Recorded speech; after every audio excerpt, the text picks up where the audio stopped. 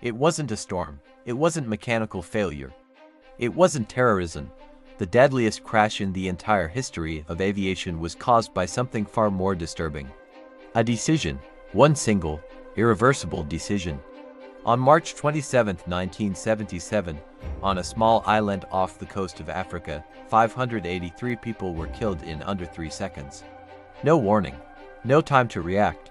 No survivors from one aircraft. And to this day, most people have never heard of it. The world remembers 9/11s. It remembers Lockerbie. It remembers Flight 370, but very few remember Tenerife. That is about to change. Los Rodeos Airport. Tenerife, Canary Islands. 1977. This was not a major international hub. It was a small regional airport, a single runway, limited radar, no ground surveillance system, designed for short-haul island traffic. But on this particular Sunday afternoon, it would hold some of the largest aircraft ever built, because of a bomb.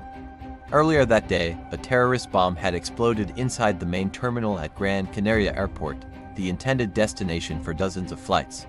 Spanish authorities immediately closed Gran Canaria and diverted all incoming traffic to the nearest alternative, Los Rodeos. Within hours, the small airport was overwhelmed. Aircraft were parked everywhere, including on the main taxiway, the only alternative path to the runway. The airport was gridlocked. 2 of those diverted aircraft were Boeing 747 jumbo jets. KLM Flight 4805, operated by Dutch carrier KLM Royal Dutch Airlines. Pan Am Flight 1736, operated by the legendary American airline Pan American World Airways.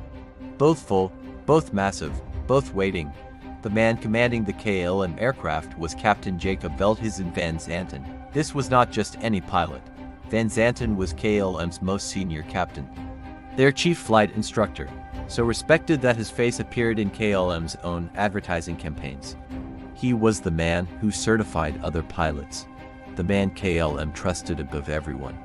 In the right seat, his co-pilot, First Officer Klaus Mers. Aboard Pan Am Flight 1736, Captain Victor Grubbs, an experienced American pilot with thousands of flight hours, sat waiting on the congested tarmac, growing increasingly frustrated with the delays. What neither crew knew was that the next hour would define aviation safety forever.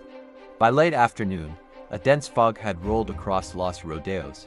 Visibility dropped rapidly. At times, pilots could barely see the end of the runway from the cockpit.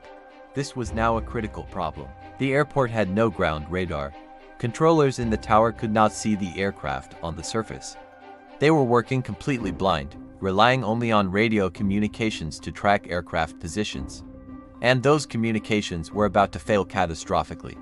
KLM was cleared to taxi down the runway and turn around at the far end, a standard procedure called a backtrack. Pan Am was instructed to follow behind on the same runway, then exit via a taxiway before the end, but the taxiway markings were confusing. Pan Am missed their designated exit. They were still on the runway. KLM, now positioned at the far end and turned around, was ready for takeoff. Captain Van Zanten was anxious. His crew had already exceeded their legal duty hours. Dutch aviation law required rest. A further delay could ground them overnight, with hundreds of passengers on board. He made a decision, at 17:06 local time. Without receiving explicit takeoff clearance, KLM Flight 4805 began its takeoff roll. The Pan Am crew saw it first. Through the fog, they saw KLM's landing lights moving toward them at takeoff speed. Captain Grubbs immediately threw the throttles to full power and turned hard left, trying to clear the runway. It was too late. KLM was traveling at over 160 knots. Captain Van Zanten, sensing something was wrong, attempted to rotate, to pull the nose up and leap over the Pan Am aircraft. The tail of the KLM 747 struck the runway. The landing gear ripped through Pan Am's upper fuselage. The right engines tore through the midsection. The KLM aircraft became a fireball in the air and crashed back down the runway, killing all 248 people on board instantly. The Pan Am aircraft exploded where it stood. Of the 396 people on board, 335 were killed. 61 survived, most by jumping from the destroyed upper fuselage before the fires consumed what remained. 583 dead in seconds. The investigation revealed a devastating chain of failures, none of which, alone, would have caused the disaster. Together, they were unstoppable. First, the bomb at Gran Canaria forced the diversion. Without it, neither aircraft would have been at Los Rodeos. Second, the airport's taxiway blockage forced both 747s onto the active runway simultaneously. Third, the fog removed all visual confirmation. Neither crew could see the other. Fourth, a critical radio transmission was lost. When Pan Am radioed that they were still on the runway, a simultaneous transmission from the tower caused a radio squeal, masking the message entirely. KLM heard nothing. Fifth, Captain Van Zanten began his takeoff roll before receiving confirmed clearance. His co-pilot raised a concern. It was dismissed. Pride, pressure, fatigue, ambiguity. 5 separate failures.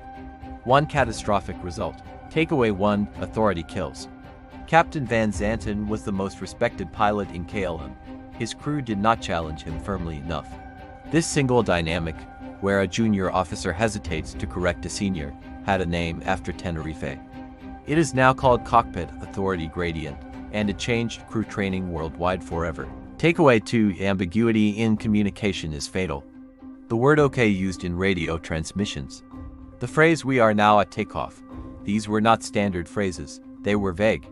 After Tenerife, aviation authorities mandated strict standardized phraseology for all radio communications globally. The language you hear pilots use today was written in the aftermath of this disaster.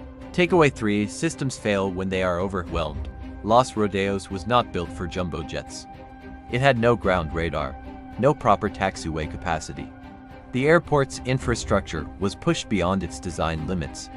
Every near miss, every disaster, reveals a system that was already broken before anyone arrived. 583 people died because of a bomb they had nothing to do with. Because of fog they couldn't control.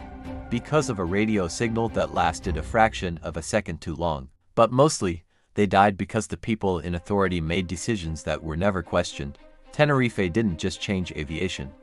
It changed how humans think about hierarchy, communication, and error inside any high-stakes system. The question that remains, the one investigators never fully resolved: if Captain Van Zanten had heard Pan Am's transmission ... would he have stopped? Or had the decision already been made long before the engine spooled up? We will never know. If this investigation made you think differently about what you assume is safe, then Shadow Air Command is exactly where you need to be. Every week, we go deeper into the classified, the catastrophic, and the unexplained. Subscribe now, turn on notifications, because the next story is darker than this one.